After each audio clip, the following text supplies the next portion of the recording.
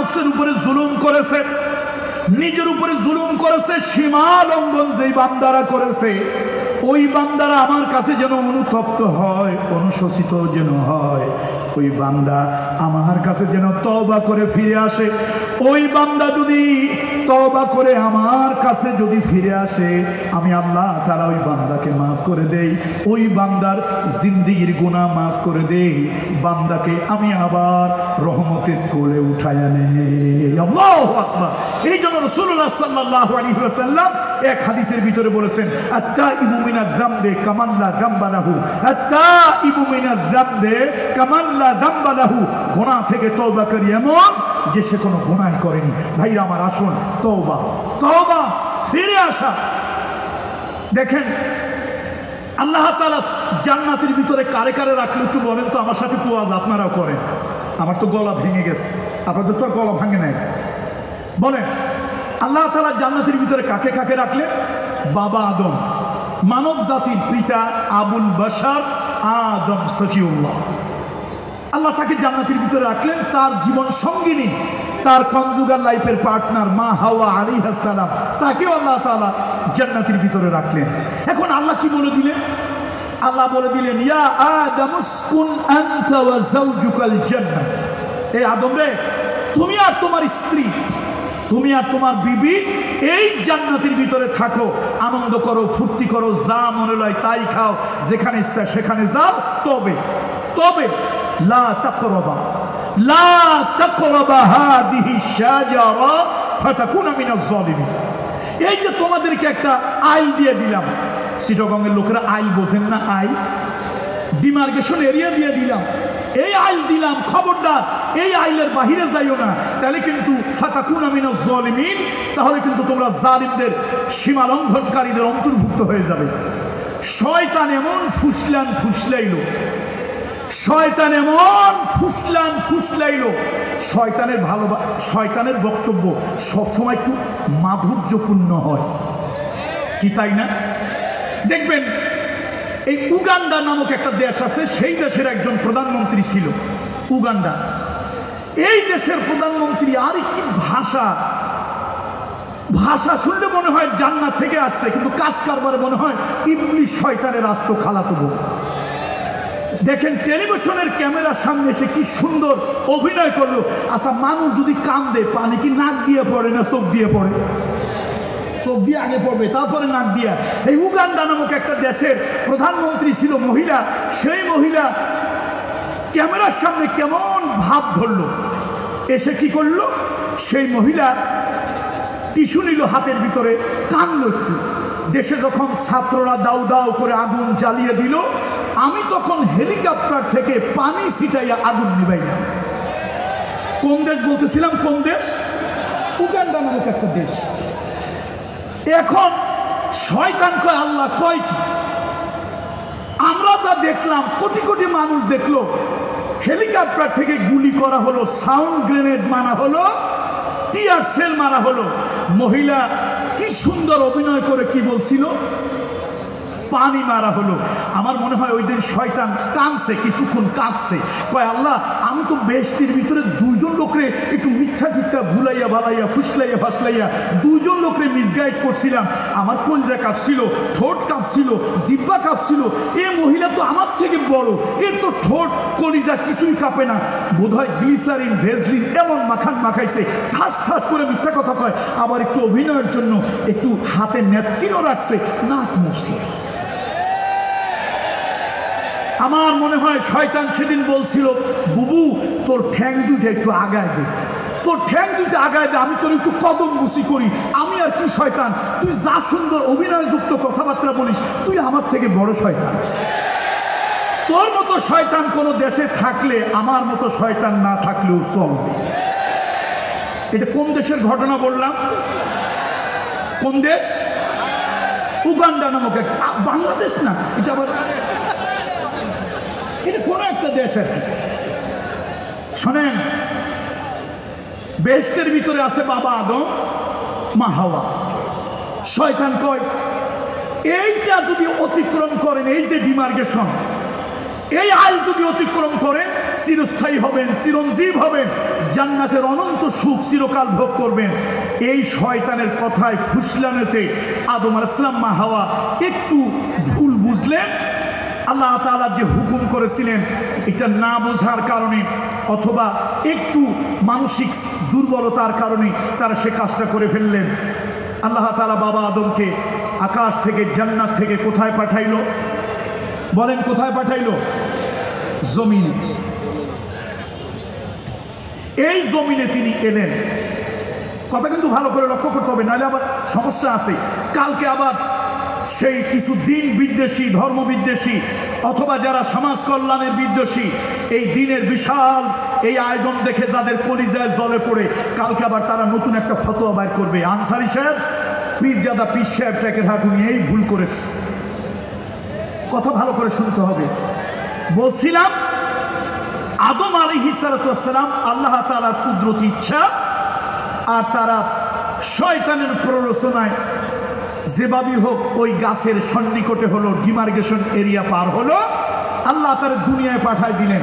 আচ্ছা আপনারা বলেন তো, বুঝে শুনে বলবেন, তালে তাল দিবেন না, বুঝে শুনে বলেন, দুনিয়া আসার পর আদম আলাইহিস সালামের মর্যাদা বাড়ছে না কমছে? কেন বাড়লো? গুনাহ করলে তো মর্যাদা কমে যাওয়ার কথা।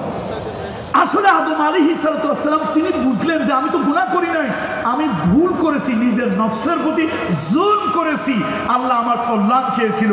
তিনি অনুতপ্ত হলেন, অনুশোচিত হলেন, রিগ্রেট ফিল করলেন, এত কাঁদা কাঁদলেন, আল্লাহর কাছে এত তওবা করলেন।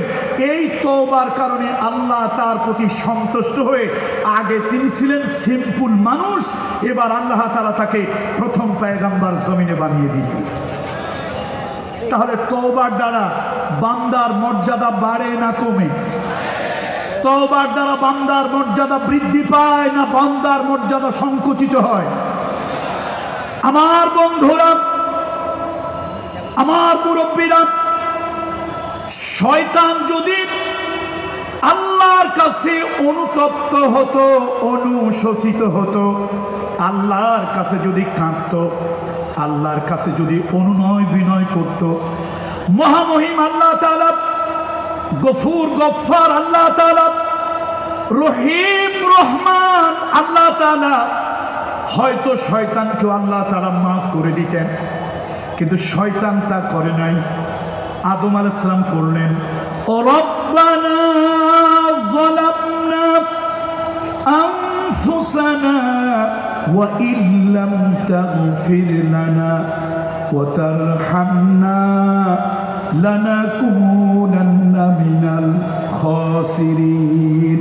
আদম আলাইহিস সালাম আল্লাহর কাছে অনুতপ্ত হলেন, আল্লাহর কাছে অনুশোচিত হলেন, আল্লাহর কাছে তিনি স্যারেন্ডার করলেন। আল্লাহ তার সম্মান বাড়িয়ে দিলেন, আল্লাহ তার মর্যাদা বাড়িয়ে দিলেন। আদম আলাইহিস সালামকে আল্লাহ তাআলা ক্ষমা তো করে দিলেন। আল্লাহ তাআলা শুধু ক্ষমা করে দেন নাই, এই পৃথিবীতে আল্লাহ তাআলা প্রথম পয়গম্বর আদম আলাইহিস সালামকে বানিয়ে দিল। সুতরাং আজকের মাহফিলের লক্ষ শ্রোতা মণ্ডলীকে, আজকের মাহফিলের লক্ষ শ্রোতা মণ্ডলীকে বলবো, আসুন আমরা মানুষ জীবন চলার পথে অনেক ভুল করেছি, গুনাহ করেছি। আমরা যদি আল্লাহর কাছে অনুতপ্ত হই, আল্লাহর কাছে অনুশোচিত হই, চোখের পানি ছেড়ে দিয়ে আল্লাহর কাছে যদি কাঁদি, আপনি আমি শুধু মানুষ থাকবো না, আল্লাহর ভালোবাসার পাত্রে পরিণত হয়ে যাব। আল্লাহু আকবার। আল্লাহর ভালোবাসা চাই, আল্লাহর ভালোবাসা কি চাই? তাহলে আসুন এই সবক নিয়ে বাড়ি যাই, এই সবক নিয়ে বাড়ি যাই। আমি মানুষ, জীবন চলার পথে আমার দ্বারা ভুল ভ্রান্তি ত্রুটি বিস্তৃত হয়েছে, আর আমি আমার মালিকের কাছে অনুতপ্ত হব, অনুশোচিত হব, তওবা করব। তওবা যদি আমি করি, আমার মালিক আমার প্রভু আমাকে ভালোবাসবেন, আমাকে ক্ষমা করবেন, আমার ইজ্জত, আমার সম্মান, আমার মর্যাদা আল্লাহ তাআলা বাড়িয়ে দেবেন। 3 নম্বরে হলো যারা নাকি পবিত্রতা অর্জন করে, যারা নাকি পাক সাফ থাকে, পবিত্রতা অর্জন করে, আল্লাহ তাআলা তাদেরকে ভালোবাসেন। কোরআন শরীফের ভিতরে একটু আগে বলেছিলাম কোরআন শরীফের ভিতরে আল্লাহ তাআলা বলেন ওয়ায়াসআলুনাকা আনিল মাহিজ কুল হুয়া আযান। আল্লাহ তাআলার হাবিবকে জিজ্ঞেস করা হলো, লোকেরা ইয়া রাসূলুল্লাহ হায়েজ নেফাস সম্পর্কে আপনার কাছে লোকেরা জিজ্ঞেস করে। রাসূলুল্লাহ সাল্লাল্লাহু আলাইহি ওয়াসাল্লাম আল্লাহর নবীর কাছে একজন সাহাবী এসে বলল, ইয়া রাসূলুল্লাহ আমাদের স্ত্রী আমাদের কন্যাদের মাসের বিশেষ একটা সময় অপবিত্র হয়ে যায়, তখন তাদের সাথে আমরা কি করব, কেমন আচরণ করব? ইহুদি ধর্মের লোকেরা নারীরা যদি নাপাক হয়ে যায়, তাদের হায়েজ হয়, নেফাস হয়, ইহুদি ধর্মের লোকেরা তাদেরকে ঘৃণা করে, দূরে রাখে। এবং ইহুদিদের ভিতরে একটা গোষ্ঠী আছে, একটা গোত্র আছে, নারী যদি শারীরিকভাবে নাপাক হয়ে যায় ওই নারীকে ঘরেও জায়গা দেয় না। আবার এর উল্টা হলো খ্রিস্টানেরা, কোন নারী যদি নাপাক হয় তাহলে তারা অন্যভাবে তাকে ব্যবহার করে। নাউযুবিল্লাহ। মুহাম্মদ রাসূলুল্লাহ সাল্লাল্লাহু আলাইহি ওয়াসাল্লাম আল্লাহ রাসূলের কাছে জিজ্ঞেস করা হলো, আরশ থেকে আল্লাহ তাআলা বিধান বর্ণনা করে দিলেন।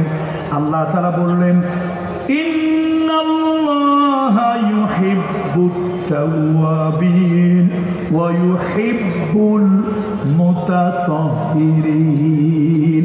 আল্লাহ তাআলা পবিত্রতা অর্জনকারীদেরকে আল্লাহ ভালোবাসেন যারা পবিত্রতা অর্জন করে। বন্ধুরা আমার, রাসূলুল্লাহ সাল্লাল্লাহু আলাইহি ওয়াসাল্লাম আম্মা জানের একটা বর্ণনা, আয়েশা সিদ্দিকা রাদিয়াল্লাহু তাআলা আনহা বলেন, একবার আজকের রাতে নবীজি আমার ঘরে থাকবেন, হাবিবে কিবরিয়া রাহমাতুল লিল আলামিন আমার ঘরে থাকবেন, নবীজি আমার ঘরে আজকে শোয়ার পালা। ওই দিন আমি শারীরিকভাবে অসুস্থ হয়ে পড়লাম। এবার আমি রাসূলুল্লাহর জন্য একটা বিছানা করলাম, আমার জন্য একটা বিছানা করলাম, আমার জন্য একটা আলাদা বিছানা, রাসূলুল্লাহর জন্য একটা আলাদা বিছানা। নবীজি এশার সালাত পড়ে আসলেন, আল্লাহর হাবিব এশার সালাত পড়ে আমার হুজরার ভিতরে প্রবেশ করলেন, নবীজি আমার কাছে এসে শুইলেন। এখন নবীজি যখন আমার কাছে শুয়েছে, আমি তো ঋতুবতী, আমার তো হায়েজ হয়েছে, আমি কি করলাম, একটু হেজিটেশন ফিল করছিলাম, একটু দ্বিধান্বিত ছিলাম, একটু সংকোচ বোধ করছিলাম। নবীজি আমার কাছে চাপে, আমি একটু দূরে যাই, নবীজি আমার কাছে চাপে, আমি একটু দূরে যাই। তারপরে নবীজি আমার এত কাছে আসলেন যে পাতলা বা এক টুকরা কাপড় ছাড়া রাসূলুল্লাহর আমার মাঝখানে কোনো পৃথক ছিল না, ফাঁক ছিল না, কোনো ধরনের কোনো খালি ছিল না রাসূলুল্লাহর আমার মধ্যে, শুধু কাপড় ছাড়া। আমি তো রাসূলুল্লাহকে বোঝাতে চেষ্টা করলাম যে আমি ঋতুবর্তী। রাসূলুল্লাহ সাল্লাল্লাহু আলাইহি ওয়াসাল্লাম আমাকে ঘৃণা করলেন না, আমাকে অপছন্দ করলেন না, আমাকে অসন্তুষ্ট হয়ে দূরে ঠেলে দিলেন না, বরং রাসূলুল্লাহ সাল্লাল্লাহু আলাইহি ওয়াসাল্লাম আদর সোহাগ করে আমার পাশে শুইলেন এবং আল্লাহ রাসূল সাল্লাল্লাহু আলাইহি ওয়াসাল্লাম ঘুমিয়ে পড়লেন। অবশ্য গভীর রাত্রে আমি একবার ঘুম ভাঙলো, রাসূলুল্লাহ সাল্লাল্লাহু আলাইহি ওয়াসাল্লাম, আমি হাতড়ায় দেখি নবীজি আমার পাশে নাই। আমার মনের মধ্যে ব্যথা লাগলো, আমি কি অপবিত্র, আমি অসুস্থ, এই জন্য কি নবী আমাকে ফেলে অন্য কোনো স্ত্রীর ঘরে চলে গেলেন কিনা। এরপরে একটু পরে আমার কাছে গুনগুন কান্নার আওয়াজ আমার কানের মধ্যে এলো। আমি অনুভব করলাম রহমাতুল লিল আলামিন গভীর রাতে এই ছোট্ট হুজরার মধ্যে আল্লাহ নবী নামাজের সেজদার মধ্যে আল্লাহর কাছে কাঁদতেছে। আল্লাহু আকবার, আল্লাহু আকবার। তো বন্ধুরা আমার, আল্লাহ তাআলা পবিত্রতা অর্জনকারীদেরকে ভালোবাসেন। এই যে মেরাজের চাঁদ, রজবের চাঁদ, আল্লাহ নবী প্রথম হলো ইসরা করলেন। ইসরা হলো মক্কা থেকে বাইতুল মুকাদ্দাস পর্যন্ত ইসরা হলো, রাত্রিকালীন ভ্রমণ হলো। এরপরে বাইতুল মুকাদ্দাস থেকে আল্লাহ তাআলা ঊর্ধ্ব লোকে নিলেন, আসমানে নিলেন। নবীজির সঙ্গে সফর সঙ্গী হলো জিবরাইল। আল্লাহ নবীর সঙ্গে সফর সঙ্গী জিবরাইল। রাসূলুল্লাহ জিবরাইলকে নিয়ে জান্নাত দেখার জন্য প্রবেশ করলেন। হাদিসের মধ্যে আসছে রাসূলুল্লাহ ওই জান্নাতের ভিতরে ঢুকে আওয়াজ পেলেন খসখসা। হাদিসের ভিতরে আসছে খসখসা। মা হাদা ইয়া জিবরাইল, ও জিবরাইল, এই যে খসখসা আওয়াজ আমার কানের ভিতরে আসে, এই আওয়াজটা কিসের আওয়াজ? ও জিবরাইল, আমার কানের ভিতরে আওয়াজ আসে, এই আওয়াজটা কিসের আওয়াজ? সাইয়েদনা মুহাম্মদ রাসূলুল্লাহর জবাবে জিবরাইল বলল, হাদা বেলাল ইয়া রাসূলুল্লাহ, হাদা বেলাল ইয়া রাসূলুল্লাহ। হে আল্লাহর নবী, এই যে আপনি আওয়াজ শুনতে পাচ্ছেন, যে আওয়াজটা আপনি শুনতে পাচ্ছেন, এই আওয়াজ হলো আপনার সাহাবী বেলালের আওয়াজ। রাসূলুল্লাহ মেরাজ থেকে আসলেন, ওই কালো বেলাল, ওই ব্ল্যাক ডায়মন্ড, দুনিয়ার শ্রেষ্ঠ মানুষ, ইন্না আকরামাকুম ইনদাল্লাহি আতকাকুম, ওই কালো বেলালকে রাসূলুল্লাহ বুকে জড়িয়ে ধরলেন। আল্লাহর নবী তাকে বুকে জড়িয়ে ধরে জিজ্ঞেস করলেন, বেলাল, ও বেলাল, আমি যখন মেরাজে গেলাম, উদ্দোলকে গেলাম, জান্নাতের ভিতরে তোমার আওয়াজ আমি শুনতে পেলাম। আমি যখন রফরফে করে আল্লাহর আরশের দিকে যাচ্ছিলাম, আমি একাকী ভয় ভয় লাগছিল।